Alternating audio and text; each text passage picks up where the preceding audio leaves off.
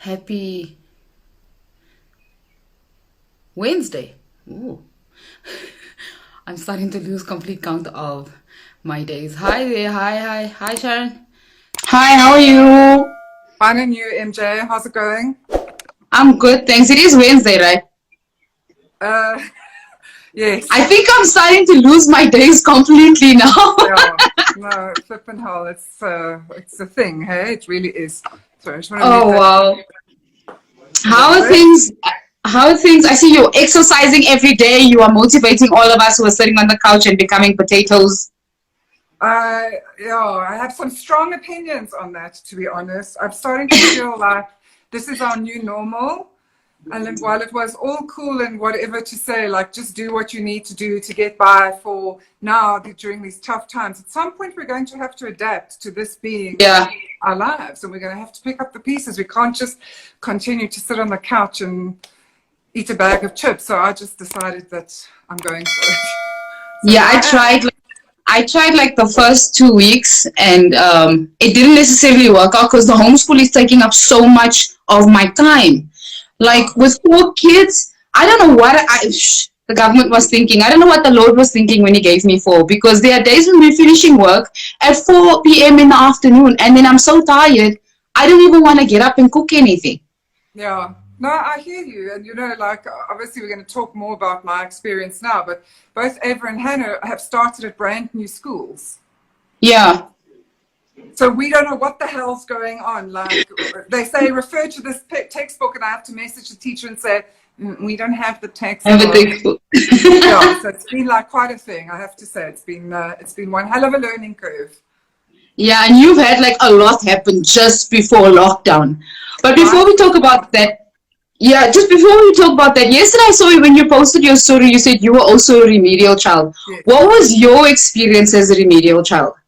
So it's such a tough one because my own personal experience it's not only set the tone for who I believe I am as a person today, but it's also very Mm. much tainted how I've handled the process, or it's made the handling of the process and the coming to terms of the process with ever so much harder. So what happened to me Mm. is obviously I started school in 1976.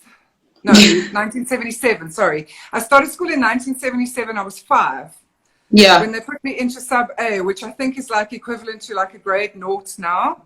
Mm. And I just wasn't coping. I wasn't emotionally ready. And I just was really battling. So, like 2 months into the start of the school year, they moved me into they did a whole bunch of tests with a 1977 style educational psychologist, and they moved me into a remedial class where and it was the way that our school was set up at that stage is the remedial class was literally a separate building across the field from everybody else at the school. So we were Wow. literally separated from everyone. And we had a teacher that probably was not the ideal teacher to be a remedial teacher. So in those days, there was still corporal punishment as an Yeah. example. So if I couldn't draw a line straight with the ruler, she would hit me on the knuckles with the ruler, or like there was corporal punishment, and she used corporal punishment to discipline those of us in a remedial class, which just blows my mind when I say Yeah. that today. So I always grew up, so there was that, and then I had a very bad, or certainly not the right teacher for me in grade 1, who told my parents that I would never amount to anything because I Yeah. was intellectually challenged. And the best thing that my parents could do would be to put me into a trade school so that I could learn a trade, because otherwise I was just basically going to be a complete washout and a waste of human space. So here I am today as like a almost 48-year-old woman, and I still, to this day, carry the stigma of those words where if Yeah. I'm in a room full of people, I still believe to this day, in spite of all of my achievements, in spite of who I've become as an adult, I still believe I'm the stupidest person in a room. So Yeah. it always feels very risky for me to share an opinion or a thought on anything for fear of being laughed at, because I must be dumb. I must be. Everybody else is way smarter than me. And so, yeah, when we made the decision to have Eva assessed a couple of months ago, and we sat down and we listened to that report from the educational psychologist, and she said, she recommends remedial education forever, I was floored. I was, number one, shocked. Number two, like, I didn't want to tell anybody. I was afraid of the stigma because of my experience from 1970, whatever. So I was scared to tell people. It was like a lot to take in. It was just a lot. It was a lot to deal with. And I worried so much about what the impact was going to be on Ava's belief in herself and what dialogue she was going to start with herself, knowing what I'd been through with my own story. That actually makes me so grateful that our system has changed so much because, I mean, I was a remedial child as well. And I went to school in the early 90s. And I was telling Megan yesterday that for me, going for the ADHD test meant getting all the assessments done. And I have one particular experience that I still have nightmares about today. Walking in an ice cold white hospital with them putting the bands on my head to check my brain and all that stuff. But it was so, like, nobody explained to me that there was nothing to be afraid of. So I still get, like, how can I say, anxiety attacks remembering that time and how traumatizing it was, because I was alone in this room with a man I didn't know from nowhere who was talking things I didn't understand. And for my experience when my son was diagnosed with his remedial issues, I was also concerned about, is this going to be as traumatic for him as it was for me? And I think we're blessed now. We're in a time where the teachers and the medical professionals understand how the children need to be reared emotionally through this as well. Because Liam's experience is 100,000 times better than mine was. So I wanted to ask you about, so you had a really bad experience with the school, and I know our stories here are very similar because I was ready to start, throwing all my toys out of the cot. Why do you think that the school was so resistant to acknowledge what you were seeing in your child? This is like purely going to be my opinion. I think there's a whole bunch of reasons. The first one is that I don't think that the school that my kids were at, I don't believe it was the right school for them. I don't believe the teachers were it was all very like, not a very experienced teaching staff, complement, like a lot of very new teachers, like fresh out of varsity, only been teaching for a few years. So I don't think any of them were equipped to pick up on what the issues were. And it's the kind of, I don't know, I'm like almost nervous to say it, but it's a private schooling system that's listed on the stock exchange. And I honestly feel like they were more interested in school fees than in the best interest of my child. And I'm actually not even surprised about that. And we've been like, I started saying a year ago, something's wrong, something's wrong, something's wrong, something's wrong. We kept going to the school, we kept having meetings, and I kept being told, but she is performing and she is on par with all the other kids. And she is like, there's especially her reading, particularly her reading. I kept saying, she can't read.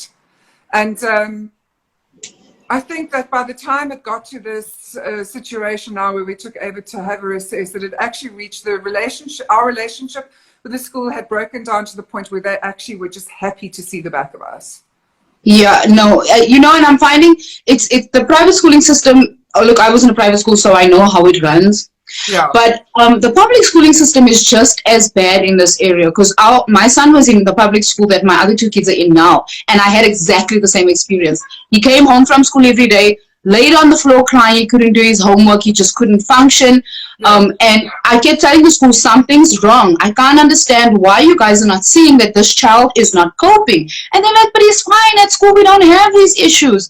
And luckily, because of my experience and my mother had jumped on it so fast, I was like, you know what, let us just get an assessment just in case, because I don't exactly know what's going on. And when we got the assessment, I was like, I walked in with a report at the school. I was like, hey, you see, I told you something was wrong. Yeah. But the school, this is the funny thing, the school was not keen on giving us a letter to send him to a remedial school. I had to fight for that letter, MJ, which doesn't make any sense to me. So obviously, because we were in a private school, we could just remove her, and we've put her into a private. She's actually not at a remedial school. She's at an assisted learning school. Which wasn't, I just want to clarify, that wasn't recommended by the educational psychologist. The educational psychologist did recommend remedial. But my husband and I had to look at how we fitted this all into our lifestyles. Yeah. And the remedial schools, we don't have any remedial schools in our area. So Yeah. how are we going to get to work every day and still make the school run? Like, how are we going to afford this? Because also remedial schools do not come cheap. And that's how Yeah. she actually landed up at the assisted learning school, because it just happens to be 2 k's down the road. I was in a panic because lockdown was barreling down on us, and I needed to make a plan with her schooling. And I went to see the school principal, and he was like, we don't just accept a kid based on a recommendation. We want to run our own tests. And they were so amazing. They arranged for a teacher, because they had already shut the school down for lockdown. They arranged for one of their specialist teachers to come in to assess her and to write her own reports. And then they came back and said, yes, we can help her. But what astounded me the most was that the school where they were previously, when I sent them, obviously had to give notice. They wanted an entire term's notice. And when I sent them the educational psychologist report and said to them, listen, like, there's actually a medical reason why we're moving her, they didn't even acknowledge it. The school principal, who I have spent hours and hours and hours in his office over the past year, did not even acknowledge the report. They just, instead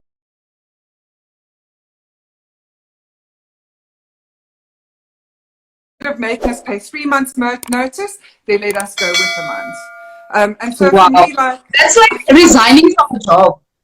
It feels like it speaks volumes of the state of the education. Like where's the passion for the learner? But you see, the thing is, we only find out this when we have remedial kids, because I think most parents don't recognize whether their kids are in private school and they think their kids are getting the best education in private schools, or in public schools and they think their children are coping because they don't really know what's going on in school. It's only when you pick up these problems that you recognize there's actually flaws in the schooling system, big flaws that we just end up overlooking altogether. I don't know, they're killing each other inside or something. The astounding thing for me is obviously having to make this changeover. So my husband and I always, like, we've like financially sacrificed to put our kids in private school, because we were of the same thought process that if they were in private school, they were getting a better education. And it's come at a massive financial cost to us. Like, as a family, like, we've had to sacrifice on various things to make this happen. And one of the biggest realizations from this has been private isn't necessarily better, and that there are some government schools that are way better than the private education my kids were receiving. So one of the things that we've had to do is, because we've had to move Ava, I wasn't prepared to leave my little one at that school either. I wanted to take her out too. So we've had to move her, but now I can't afford this, like, you know, like, you've got to balance out your kids' needs, their education versus what is financially viable for you. So we actually put her into the, is it called public school? That's also literally like 2 k's down the road from us. And granted, listen, like, we got the acceptance letter and went into lockdown, but they have been so amazing in supporting us during this process. Like, the teachers have all made themselves available. They've sent, they've like emailed all the worksheets from last term. Like, it's been a chalk and cheese experience. So the first lesson that I took away from this entire thing is that private school does not necessarily mean your kid's getting a better education, or that they are in any way equipped to deal with a non-typical child. What do you think the things are that you recognized was an issue early on? So for starters, like in grade 3, it would take Eva like 2.5, 3 hours to do her homework. And I kept feeling like, this is ridiculous. How is a 9-year-old child expected to do an entire day of school and then come and do another 3.5 hours of homework? So that was already, I was uncomfortable with that. And then I noticed she really was battling with the reading. But I mean, again, as my eldest child is my first child, I have nothing to compare it to. So I just thought maybe like 9-year-olds just can't read. Like, and it's so interesting in hindsight. Somebody said to me, because with Ava, what happened was, she, even though she was battling with the reading and the homework was taking hours and hours and hours every day, and we could see concentration was an issue for her. Like she's very easily distracted. We could see concentration was a problem. This year, so she still performed really well at school. Like she was still getting distinctions for languages and that sort of thing. So I was like, okay, like what do I know really? Like what do I know? I'm not like qualified to have an opinion on this. Maybe this just is how it is. And then we got to grade 4 and it just completely came undone. And she went from being like a student that even though she had to put in a lot of hours, she still always performed. She went to failing miserably. And it's so interesting, and I wish I knew who it was that said this to me because I'd love to quote them, but it's such an important thing, I think, for all parents to remember as a warning sign that something may be up. Somebody said to me a couple of weeks ago, I must always remember, especially with Eva's dyslexia diagnosis, that from grade 1 to grade 3, children learn to read. Yes. From grade 4 onwards, they read to learn. She got into grade 4 and she couldn't read, so therefore she couldn't learn anything. The wheels just came off. Yeah, you know, I feel like one of the reasons I wanted to have this conversation is because a lot of parents don't know how to recognize that there are signs of problems. And if you're in a public schooling system, like with my son was previously, in the first school that he was in before we moved, he didn't even get homework. So he'd come home and I'd ask him, what did you do at school today? And he's like, well, we did work. I knew nothing of what was going on because the school was not even communicating with us. Granted, the school is way over capacity, which is one of the reasons why we moved from the south to the north. But the school that he came to is also over capacity. It's literally around the corner from my house. But every time I tried to communicate with them about some things that I was noticing, I wasn't getting a lot of attention. And I know the school can help you think that you are seeing, you know, things that are not actually there. Can I just get him in the room because he's throwing a bit of a tantrum? Yes, okay, come sit with me and then say hi to everyone. But you need to sit quietly. You're going to sit quietly? Say hello. Hello. This is my baby. He's throwing a hectic tantrum. I'm not sure why. Okay, but what I was saying was that in the school made me feel like I was seeing things, you know, and like I cannot be seeing things. Like we sat down at the table for 5 minutes and then he's on the floor just crying. I'm like, that's not normal behavior. Anybody can sit for a period of time with and focus on the work. And I thought maybe he's got like I'm ADHD, maybe he has attention deficit disorder. But he wasn't hyperactive. I'm hyperactive, clearly. But when we went for our assessment, and the educational psychologist said to me, well, the actual problem you have is he has an auditory processing disorder. He can't repeat to you what you tell him. I was like, that's it. Because every time I say something to him, he can't repeat what I'm saying. He can't even explain a story to me that I've read to him, even if it's like the most basic thing. So if he's getting read to at school, he's not getting any of this information. How is the teacher not picking this up? Yeah. How is he even passing a test if she's asking him to write a word down, but he's not even really processing it?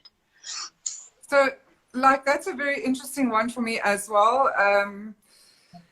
It was very interesting when Walter and I, my husband and I, have always noticed that Ava battles. It's very hard to keep her concentration. If it's not something she's really passionate about, like she's upset, and she is an atypical child. I just want to say she's not a typical child. Like she's very into art and Japanese anime and that sort of thing. So her grade 1 teacher always described her as a Fruit Loop in a bowl of Cheerios.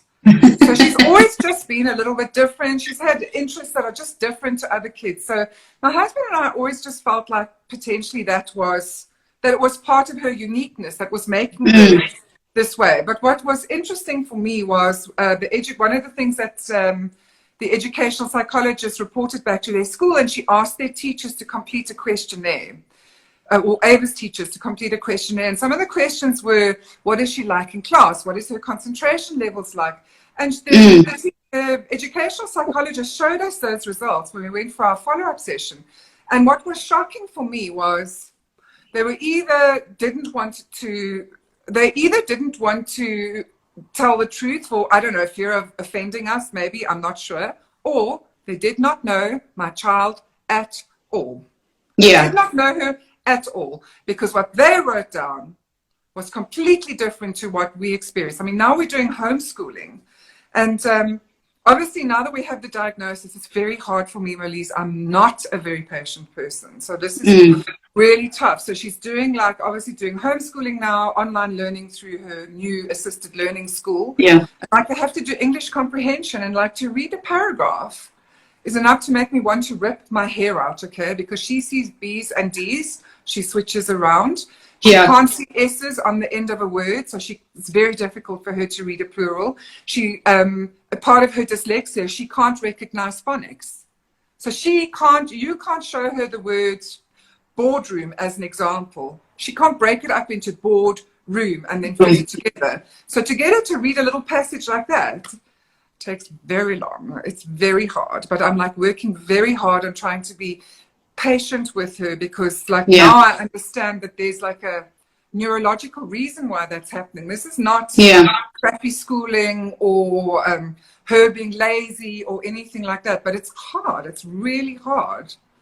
And that's, I think, the one thing that most people, what a misconception is, that our kids are being naughty. It's so easy to miss this for being naughty, and they misbehaving in class. Every time we have a school meeting with my daughter's current school, there's a boy in her class that everybody complains about. He is disruptive. He's always teasing the children. He's always poking them, hitting them. And I went to a meeting once where his mother was standing next to me. And the teacher was saying to her, your son is failing. We've spoken to you on numerous occasions about this, and he is disruptive in class. You need to speak to him. And the first thought in my head was at no point did any of you consider that this child needs some help. That you guys need to assess what is actually going on with him, because he had all the classic signs that there was a learning disability there.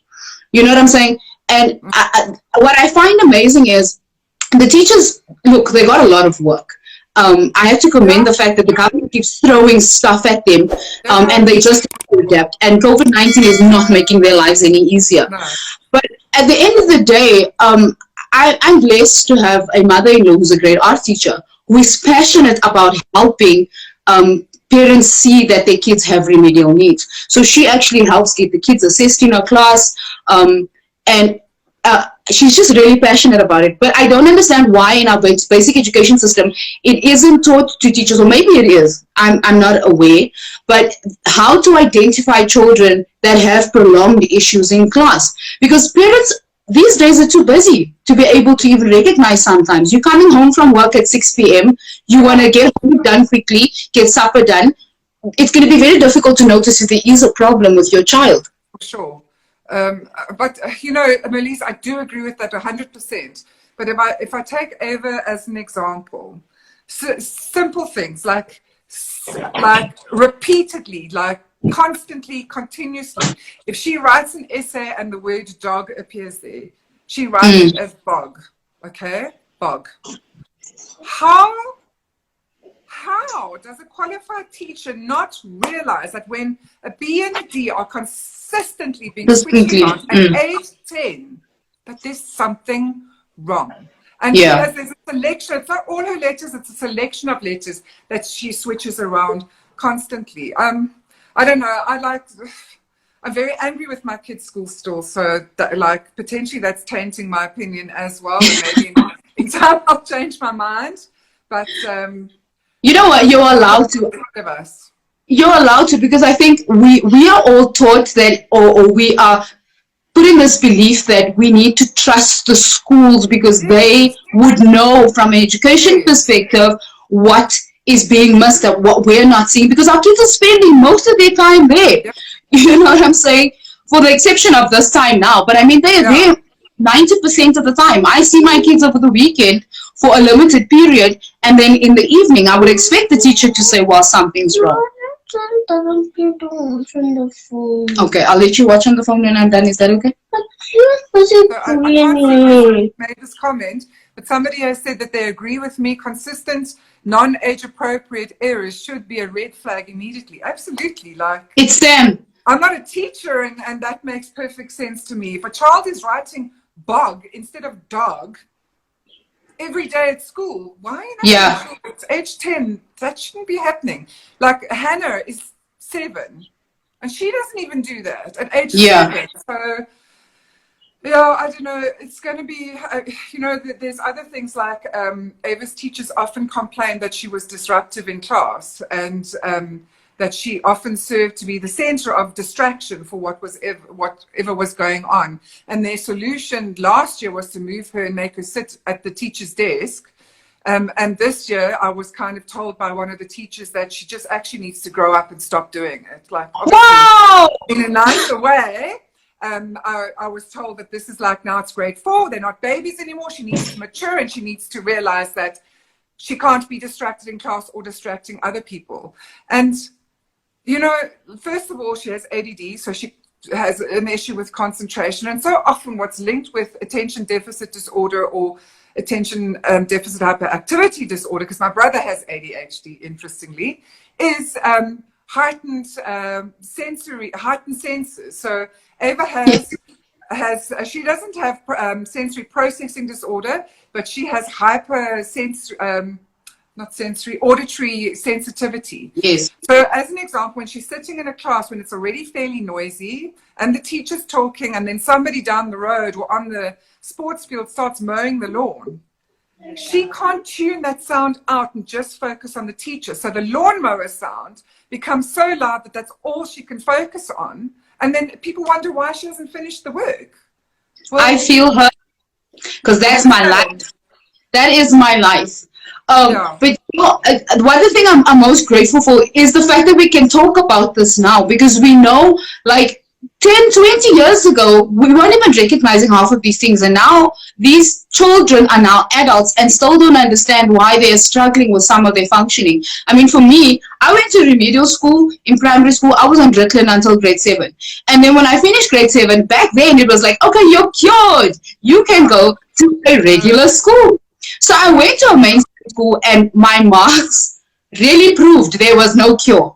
But for all that time, because the doctor at the school said I was fine, I continued, finished high school, not great, didn't go to tertiary education. But for a lot of my life, I couldn't understand why things just were not coming together. I always knew that I was different, but I didn't know why I'd start something and I could never get to the end of it. I don't know if there's something wrong with me. The world is telling me I wasn't focused enough.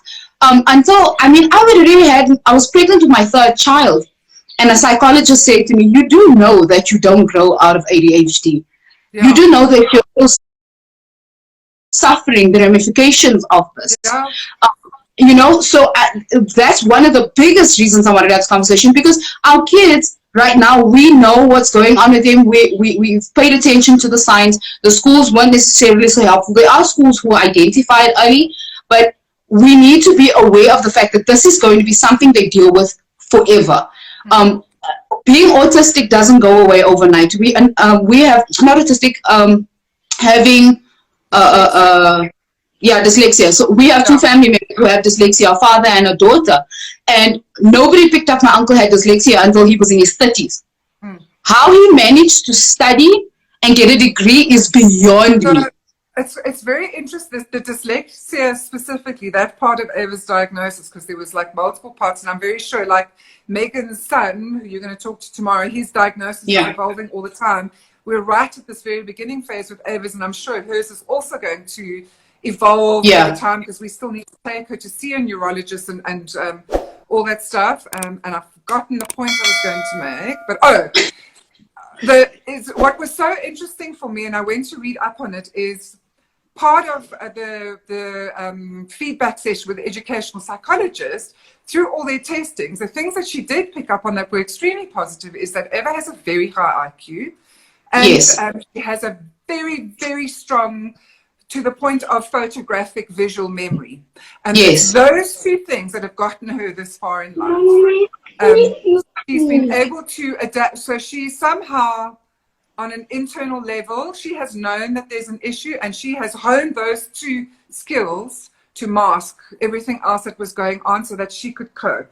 And I do believe that I mean, I do believe that with like some cognitive therapy and with like some remedial therapies and stuff, she can be taught, we can all, our kids and us, can be taught skills that can help us move through life as successful adults without these diagnoses having an impact on who we are, how we function in the world. But for me, yeah, it's like, so I wish I'd known this earlier. I wish last year was hell.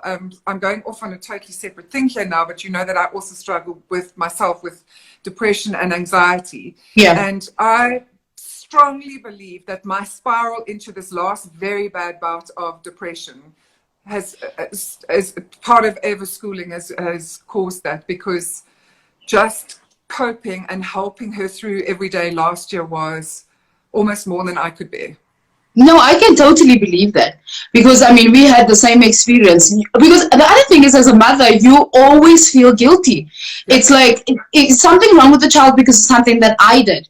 You know, why am I not able to fix this thing? And we end up just and for me, it was, okay, there's something, I was broken already when I was born. So does this mean that no matter my children, whoever, am I somehow giving off the same things to them?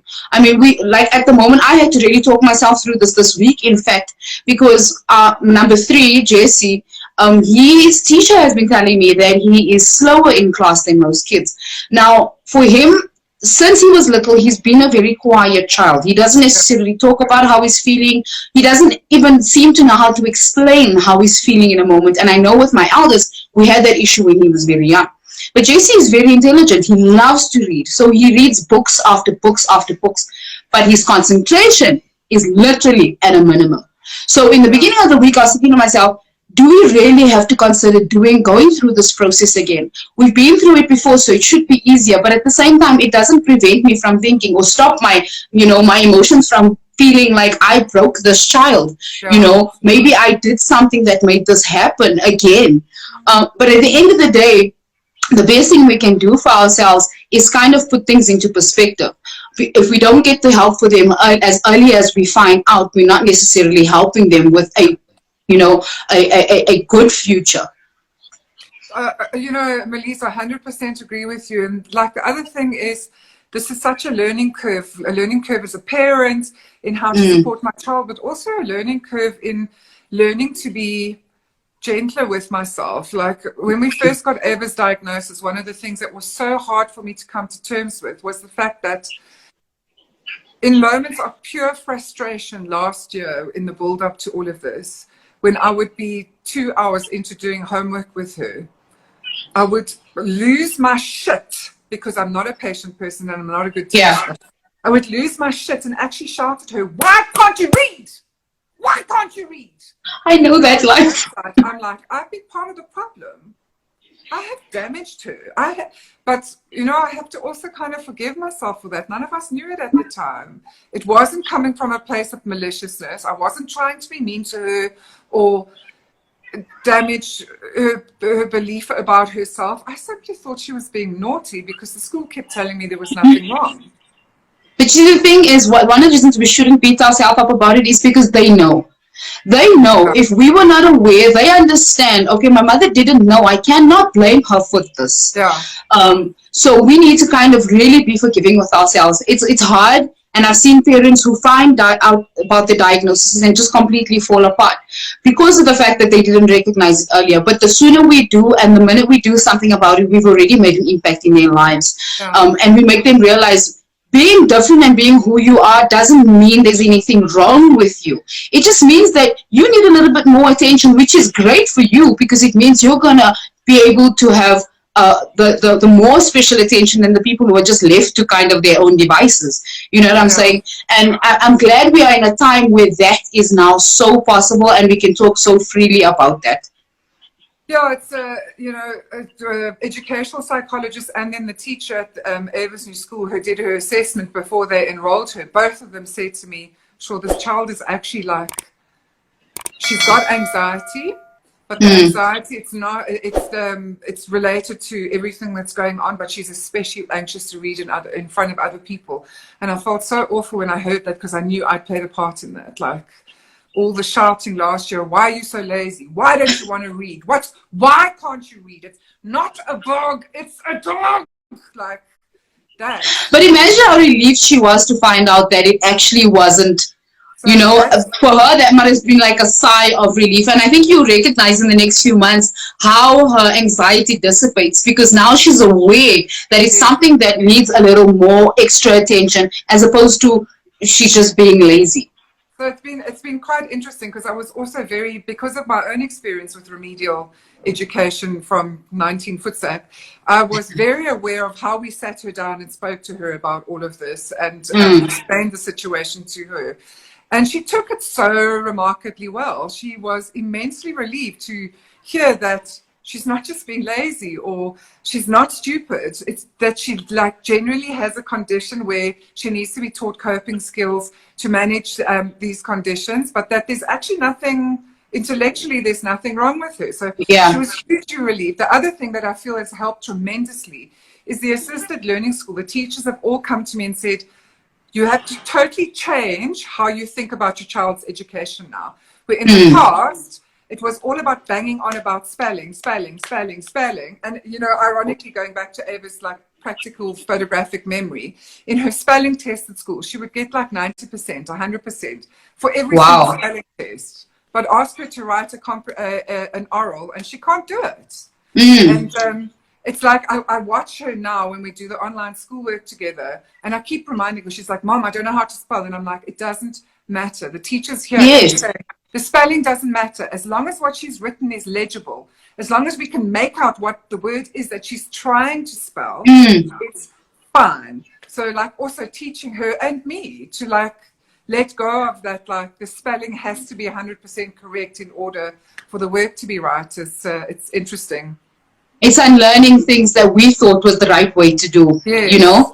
The amazing thing is you're going to see with your younger daughter how it affects the way that you parent her through her schooling as well, because we are in this belief system that everything needs to be done a certain way so that they can achieve certain marks. But at the end of the day, our children are all gifted in their own specific areas, and the downside about the actual schooling system for me is that we don't groom those gifts. You know what I'm saying? And we don't train them how to figure out what it is they are actually, in my opinion, predestined to do.